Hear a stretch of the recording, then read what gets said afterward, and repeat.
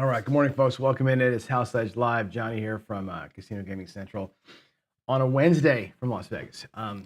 We're in day 3 now of a short little series I'm doing to answer a question that I got from Joe from Craft Master Journey, which we'll go over here in really just a minute. But let's get started here and remind ourselves a little bit of what the point of all this is, right? Which is that the casinos. They're not your friend. They're not your friend. They're here to get all your money. And I would like to find us ways to be a little safer and not give them all of our money. So, yeah, there's no, how do I say this right? I say it every day, try to find a different way to say it. There's no way to actually get it done, right? There's lots of ways that win more than other ways. There's discipline we can use to kind of make sure that those days mean more to us. But at the end of the day, the casino has the hammer. They have the unlimited bankroll. They're open 24 hours a day. And those two factors alone, by the way, will take you out. They'll take you out. If every bet paid fair, you'd still lose because the casino has more money than you and they never close. You can't last that long financially or time-wise. They have the hammer. That is their whole idea of risk of ruin. But we have some tools, right? And we talk about this all the time. You've got some bankroll that you can use. And if you use your bankroll in a smart way, leveraging up your wins, maybe doing something smart with your losses, you can survive a little bit longer to get to a good place for you, right? If your risk tolerance allows you to do some of that stuff, that has something to say with it too. I want you to be smart. I want you to know your games. I want you to have discipline. I want you to set goals. I want you to keep your emotions out of things. Like a lot of the things that I do are very simple. They're very rote. But the idea is they keep your emotions out of control. If you just do the same thing all the time, the same couple of things all the time, you remove the emotion from it and it just makes your life a whole lot easier, right? Because you can just execute. So with that said, let's jump in here. Let's see what Joe had to say. Joe from Craft Master Journey, great guy, good friend of mine. He sent me these questions as kind of it was a long text that he sent me, but I broke the questions out for you. This was an idea for a show. He's like, hey, when do you pull the trigger? And he's a guy who, like me, oftentimes plays, and I'll show you today, the Headless Horseman, right? It's a common strategy for us. It doesn't have a lot of opportunity, right? You're not hitting a home run with that strategy. So the real question is, when do you dump your current strategy and take advantage of the current role? And how do you get over this fear of not knowing that the next roll might be a 7 or it might come 25 rolls later? There's a little bit of safety conservatism in there as well as FOMO. You get them both, right? So I think when you drive yourself by fear, it's a potential problem. I think that's what he's asking me here. Like when his more question really is less about how do I go? How do I switch strategy? I think we all figure out how to switch a strategy. It's more about when. And when you do that, what levers are you pulling? And so what I did was I sort of put this series together, and I'm kind of going over like my personal plan, right? The way that I tend to approach the game, and whether I'm with a group and I'm really just there to have fun and light money on fire, or if I'm by myself and I'm trying to build bankroll, I still take the same approach, right? It's just my decision points I view them differently, right? And I call it the 3-step plan. And I give the baseball analogies: get them on, get them over, get them in, right? Let my leadoff guy get on base somehow. If it's a single or a double, great. Or I get him over to third base somehow, some way, stealing, bunting, whatever, looking for a sac fly, getting that run in. I want to score in baseball a run every inning. That was always my goal as a coach.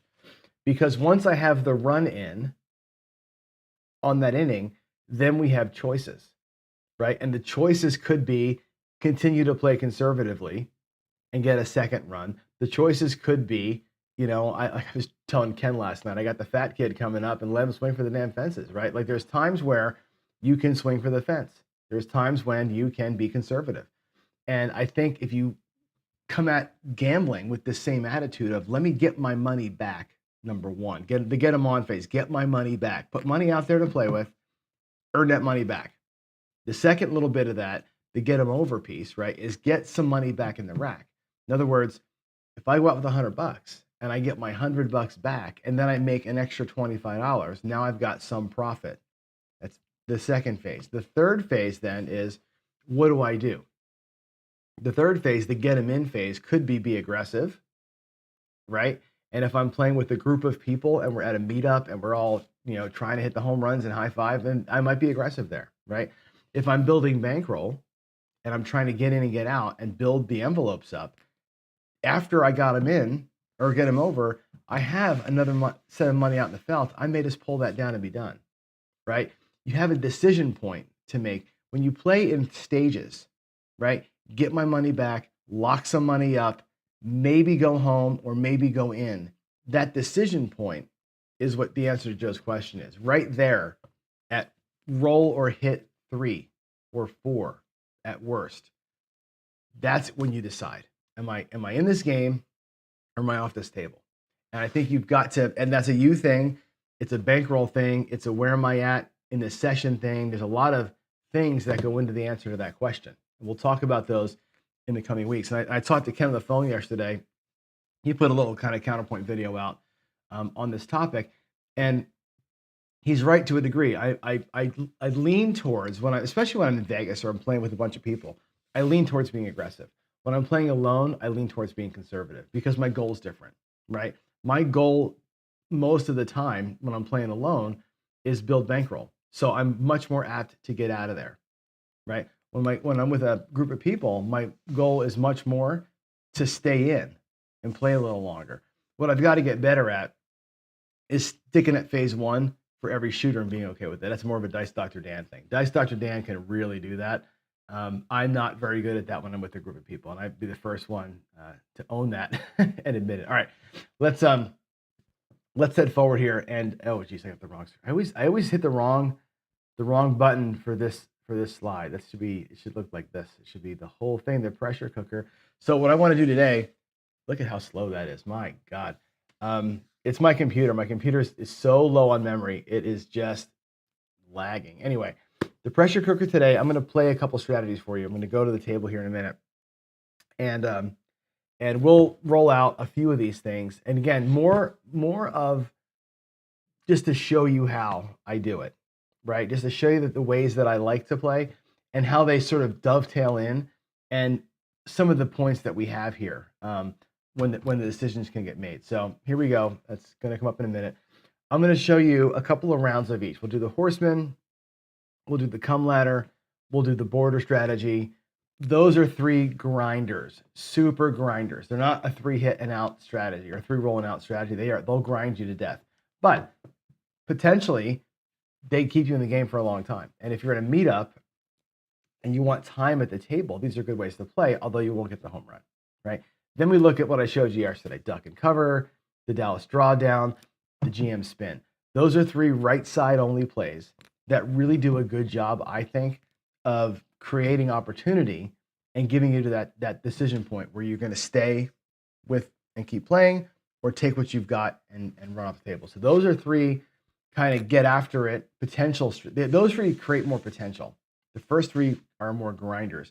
And of course, I'll show you some parlays and that kind of thing while we're in here. But why don't we hit it? Let's go to the table, and I'll roll some of this stuff out. So the first thing I wanted to show you, as I turn my chair around here, was the horseman. And again, this is kind of a quick and dirty lesson here, but the horseman is one of my favorite ways to do this game. Let's put I'll do 2 shooters worth or 2 stacks worth. And the way that I play the horseman is with 5 units. Okay, so I use 5 units. 2 units on the don't pass, and then 3 are going to be 3 separate come bets, no odds anywhere. This is a grinder strategy. This is literally looking for the 7. This is a dark side kind of play. I'm going to put these 5 chips over here. This is my bankroll. So as I win or lose, I'll up in the field. As I win or lose, this is where I'm going to run from. And I'm just going to show you again how to get into the game. Here's my shooter's money, by the way, is 2 and 3. How I kind of ease into this thing. And if you're playing with a group of people, what happens a lot of times is you don't want to play this, right? A lot of people get squirrely in their head. I don't want to play the don't with my friends. I get it. This strategy ultimately is a dark side strategy early and a light side strategy late. So here we go. Let's come on out. and we catch a point of 5. I'll use a white chip here. The 5 is the point. Then it's going to be a come bet. And again, we're looking for, and let's just say, by the way, my win goal is $100. I'm looking to win about $100. So I got to get 4 units off of this strategy. Okay. Again, we'd love to see a 7 here. We got a 10 instead. Our next come bet. Now, again, if we got a 7 here, we're in good shape. These 2 bets would cancel out. This one would lose. That one would win. It's kind of 0. You'd be up half of your goal. Okay. There's a 6. That's a good one. It goes to the 6. And our third come bet. And again, here the 7 comes. We would lose 2. We would win 3. We'd be up a unit. Still, on the third roll, the 7 has been kept strong. And we're looking for an easy out of here, right? There's a 3. We end up losing the come bet. So now we're down to just the 4. Let's see what happens. There's a 4. Nothing happens for us. There's an 8. Nothing happens for us. And this is what Joe's saying. Like, oh, God, you got a great shooter. You're in the horseman. When do you get out of it? Well, you get out of it when it makes you enough money to get out of it. I would not jump into this roll and start playing the 8 right now. Although some people maybe would. Not me. Hit the point. Lose our don't. We have 2 come bets sitting here like ducks. And there's the 7. And that is the worst case. The horseman has this exact hole. It's the one dark spot in this strategy where you can knock your don't off and then immediately 7 out, right? As you saw, that happens. And when I show this strategy a lot, that rarely happens. But when it does happen, I think people are surprised that I'll show it to you. But it's a real thing. There we go. Points 9. Let's get our next come bet. That'll go to the 5. We're not seeing a lot of 7s during the roll today. There's an 8. That's a good one. Our last come bet will be the 7. So we'll lose 2. We'll win 1 here. Win 2 here. There's our 3 come bets for this next shooter. We have one of our lost chips back from the first guy. Okay. Again, I'll play it out till I either win 100 or lose my bankroll, right? There's a 7 on the come out. We lose that. What we do in this case is put all 3 on the don't and just pray for a miracle, right? This is Ken's famous FU bet. We got a 7 right away, which is good. That pays 3. So the DC is 2. We have 3 come bets in queue. And we have 2 of our first units back, and off we go. Heart 8. Let's get a little PSO here, huh? Wouldn't it be great? It goes to the 9. It's a yo. That's great. Don't like the 4s. Here we go. Last one. 6. All right, we got all 3 come bets set. Have our don't. This is not setting us up well. We're having 2 shooters in a row where I think we're going to get maybe killed here. The 9 comes down. Okay, now we have our other shooter back. With that move, we've recovered our losses, and we're still playing the game. Okay, there's a 5. We're not on it. We need a 6 and a 4 here. There's the 6. Midnight doesn't matter. 11 doesn't matter. A 4 pays.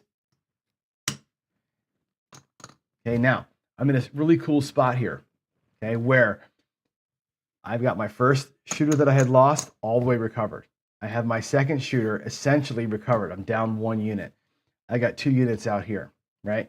I could pull the don't and show a unit in profit, or I could play out against the 8. Either way, or I could even set the 8 if I want. I could put $50 out here on the 8, 40, or I put $49 on it, right?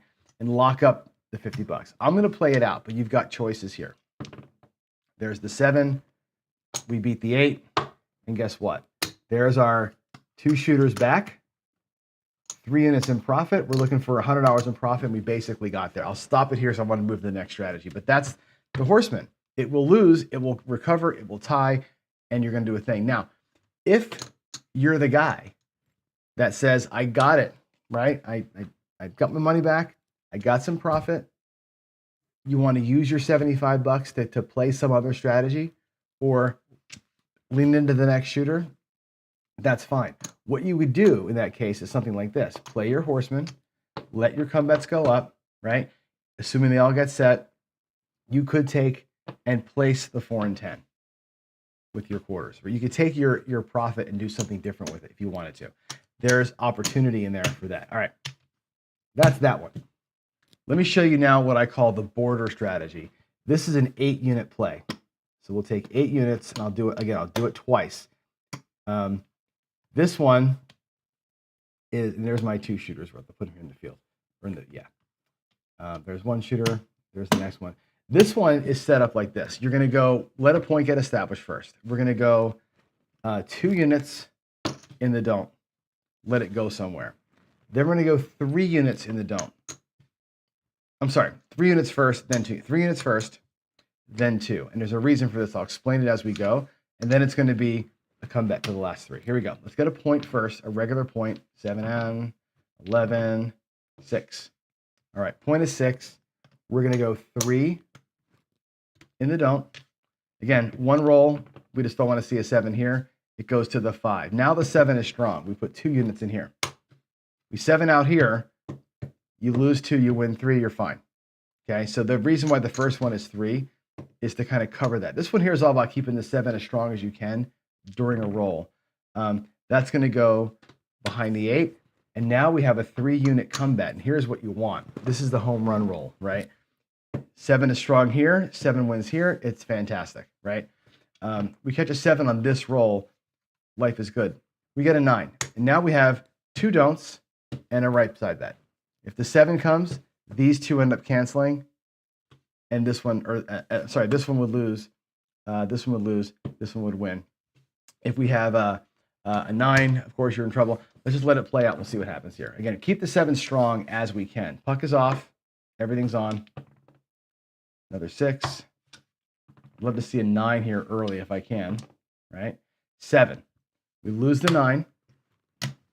We win 2 on the 8. We win 3 over here. And again, we're in this hand for 8. There's 2, 5, 8. So we're up 2 units. Okay. I'll do it again. I'll put our profit over here. We'll do it one more time.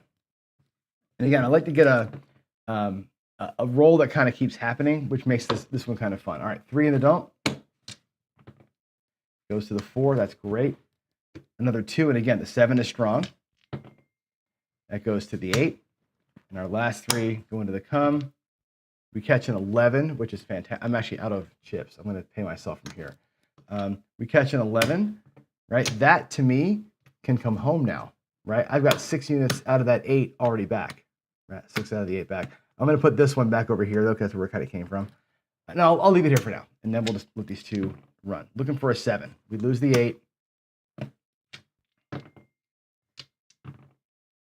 5, 8. Give me a 7 here. Come on. 10, 9. Puck is off. Puck on the 5. Again, doesn't matter. There's my 7, and it pays out. So again, I'm light a chip here. So that would actually have paid this.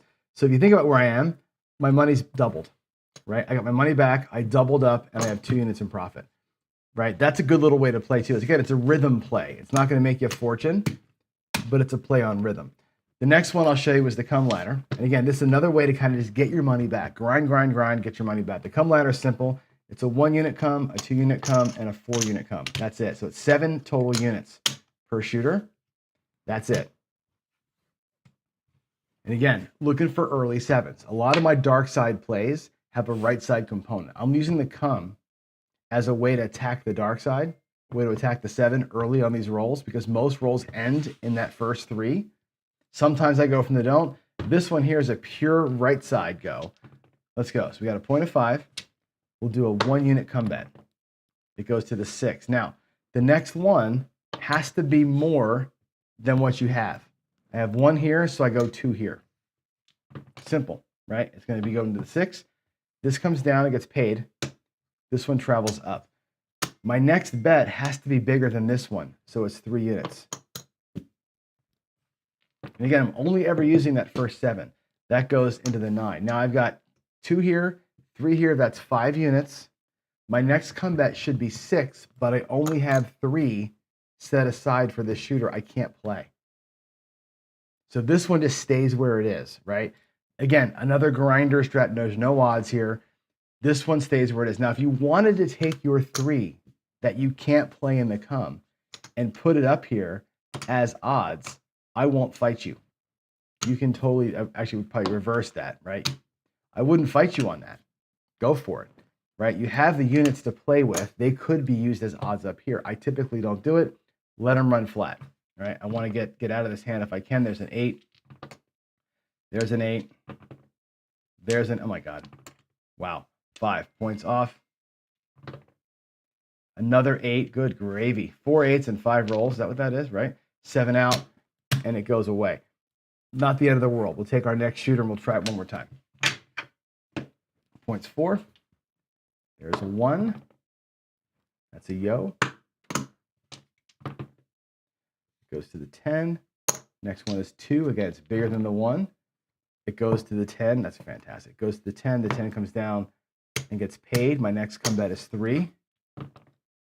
It goes to the 8. And again, I only have 3 units left on this particular shooter. This is my loss from before, right? I really can't play, so I'm going to wait this one out. And of course, we get a freaking 7. Where's all those 8s now, right? What I have left in my rack is 1, 2, 3, 4, 5, 6, 7. So out of 2 shooters I started with, I've recovered back to 1. We could play it again and again. You get the idea. That's the come ladder. Normally, those easy, short little rolls, you pick up a unit, pick up a unit, pick up a unit, you go home, right? Get yourself set up. That kind of play is not for everybody. Those are what Ken from Ken Knows Gambling would call a bump on a pickle, right? That's going to win you a unit here, a unit there, and you kind of grind through it. It's not for everybody. This is a great way to play. All 3 ways are a great way to play if you want to stick around for a long time and play, because the next shooter probably gets the PSO and we get our money back, right? You end up, staying kind of in the realm. You normally don't burn a bankroll doing those kind of plays. Now we're going to switch gears. We're going to go into more right side plays. I'm going to show you 3 right side plays. I'm doing it at the green level because it's easier to show that way. Okay. Let's catch a point. We got 7. We got a 5. Okay. The point's 5. Now, the first one we're going to do is the duck and cover. Okay. This one is a very simple one. I like this one because it reduces risk as we go. Okay. What I'm looking for is 3 hits at a green level. 2 hits gets me back home. Watch how this works. Okay. 7. That's a bummer. We're going to put this over here as a loss. I'll put it in the DC. Let's do it again. Now, of course, where was the PSOs when I was playing the Horseman, right? Timing. Let's do it again. Coming out to a 9. Here we go. Okay. We catch a 9. Now watch. It's going to pay $35. We bring, doesn't matter which one of the 5 or 9 you do, bring it down to 10. Now what you've got here is half of your money back of this shooter. We're still chasing our loss. We have half of our money back. We're in good shape. Okay, let's catch a new point. It'll be a 6. Again, the second green hit, if we can get a second green hit, we're going to be in good shape. Okay, there's 2 3s. There's another 9. Now what happens here is this. It's not a green level hit, so it's going to pay $14. We're going to, out of our pretend rack, we're going to drop $1 and make it look like 15. So 14 plus 1 makes this bet $25. And there's a 6. Keep it in the damn points, right? It pays 35. I'll bring a different number down, doesn't matter which one. And now the second green hit, I have my money back. It took a long time because of the weird, we're hitting the points and stuff, right? But 2 hits at a green level is your money back. The third hit is that I'm locked up piece, right? This is kind of the get them on. I got my money back. I'm in a safe place, right? 11, you can't seem to get out. There's an 8. We can catch one more green hit, which we did, $35. I same bet that one because there's my 110. There's my first quarter in profit. Now it's decision time. And I'll stop this shooter right here so you can see where we are. First shooter, we got PSO'd, it happens, right? The second shooter, the first 2 green hits, effectively your money's back. Okay. When your money's back, by the way, and you're sitting here, don't forget you've got $75, $85, $95 sitting here. If you were to pull this money down, you'd have $85 in profit. You could leave with that if that was your goal. Okay. Here, we've replaced our starting bankroll. We've locked up a quarter. And again, 3 hits to do this. And now we have 3 green size bets still sitting out here. I can take this money in right? And if I take this money in, you're home with a $100 win. You got some excess money. You can grab the 4 and 10 and go have some fun, whatever you want to do, right? That's the play. Or leave it out there and go. That's your setup. This is a get them on play. It's very, very simple. I'll do it again. We'll get a new shooter or a new point here. Let me put all this money back. And again, I know we got PSO'd the first time. It happens. It is when you're playing a pure right side play, that's your risk. That's your risk tolerance has to allow for that. All right, let's get a new point. 10. Again, looking for 3 green hits if we can get them. There's an 8. $35. I'll pull the 9. 7 out. That's fine. In for 110, out for 50. We lost $60, which not good, but it's not the worst. The worst would have been losing the whole 110 like last time. Let's do one more round, and then I'll switch strategies one more time for you. Here we go. It's going out. We got an 8. Here we go. Looking for 2 green hits. Oh, boy, the dice turned sour on us, didn't they, today? Jeez, Lou. So now we're actually down. If we add it all up, we're down 1, 2. There's 2 times 110, right? Plus the 50, right? We had $50 back, and we lost 110 twice. Let's work it. Let's work it, baby. See if we can get some quick recovery here, huh? 4, 11, 9. I'll pay 35. I'll bring the 9 down. There's the 6. That'll pay 35. I'll bring the 5 down. Another 9. Again, I need 3 green hits total, right? That's going to pay $14. We'll do 15 for 1. Make it a quarter. And there's an 8. That's the same bet, $35. Same bet on the 8. I'm out with profit for the shooter, right? We could let it run. We'll let the dice go, and what this shooter might go crazy, right? Who knows? But if I just pulled it down to see where we are, here's where we are. There's 110. There's 110. That covers our 2 losses, right? For this particular shooter, we started with 110. We have $60 back. Effectively, I'm still chasing $50, right? If you look at, we earned our money back, and we're on the road to recovery. That system works over and over. If you just did that, just took your 2 green hits and turned your bets off and reset every single shooter around the whole table, you could make money doing this. The problem is we all want to keep on playing. So that's a fun little way to do it. Again, if every shooter you took your money back off the table and stopped, you could be okay.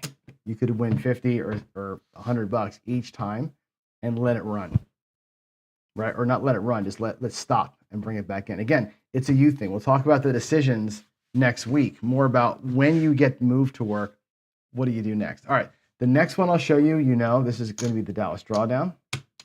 Very simple. It's a bigger investment. It's $220.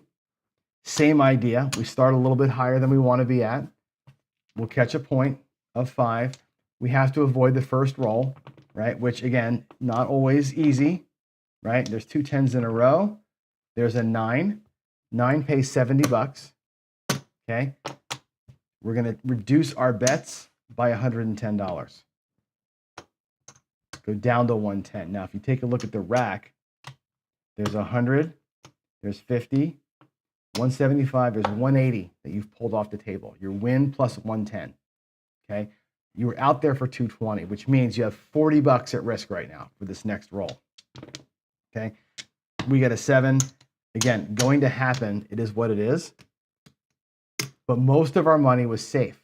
I'm going to put this over here for safekeeping. We'll do it one more time. And again, the recovery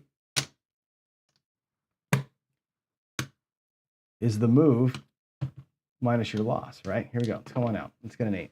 All right, here we go. 2 good rolls. There's a 9. That'll pay 75 or $70. Well, we can do 75 for 5 out of our rack just to make it easy, okay? We'll take half our money back. We'll spread these guys out. There's a 10. There's a 6. It was going to be a 7. You see that? That pays $35. And now you're done. This is a 2-hit and done strategy, right? So now I'm done.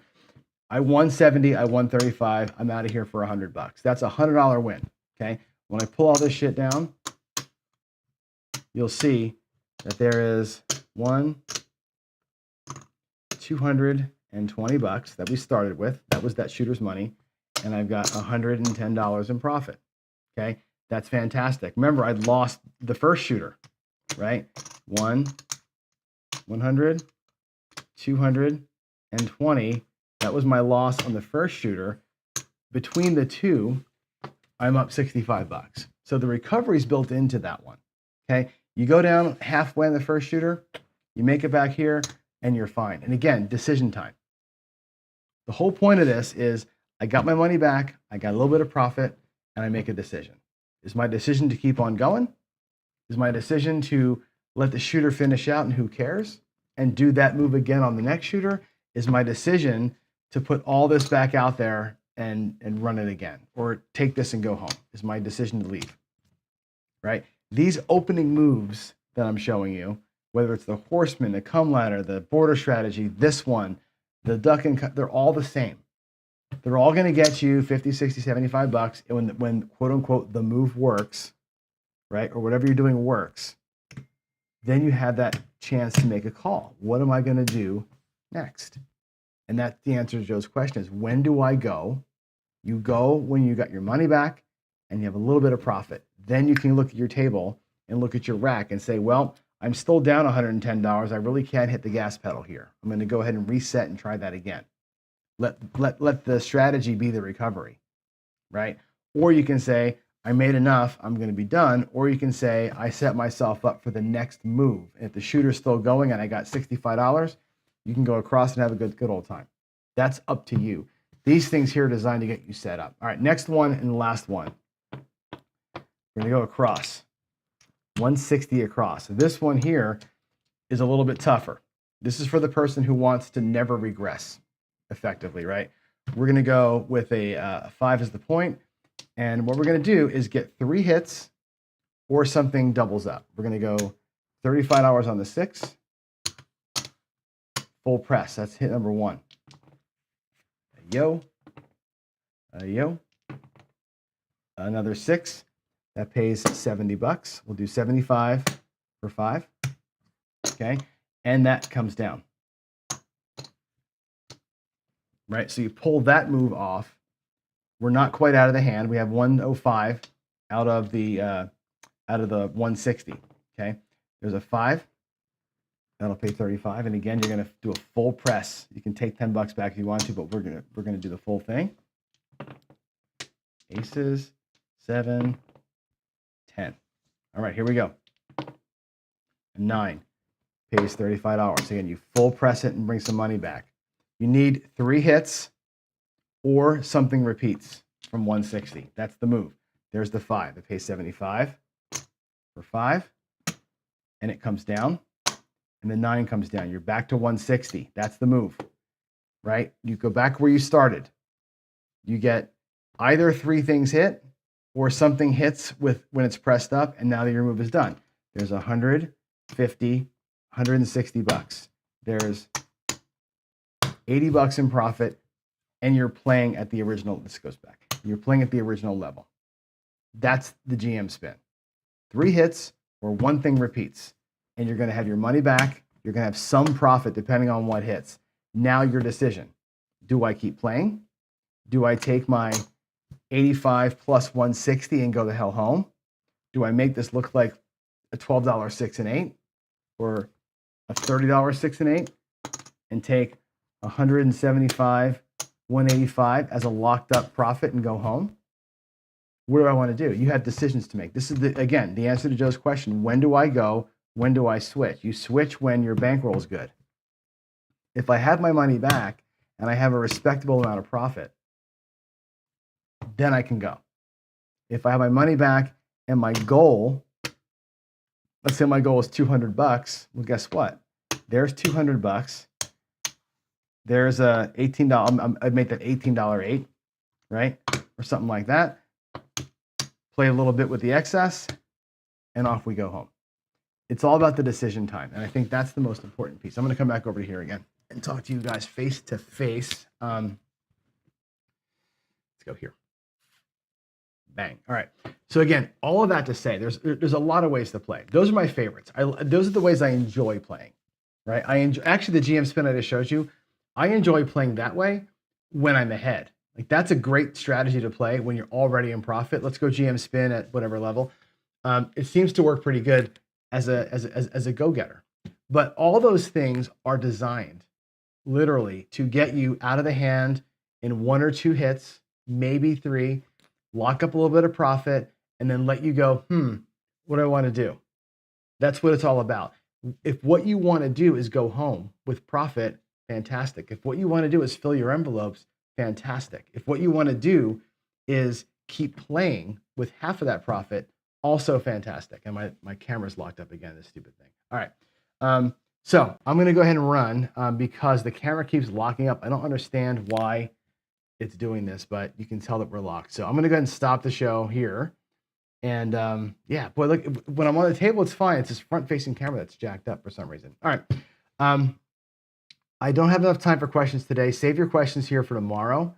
And tomorrow is going to be dig it or dog it day. So tomorrow, bring your comments. Love it, hate it, whatever.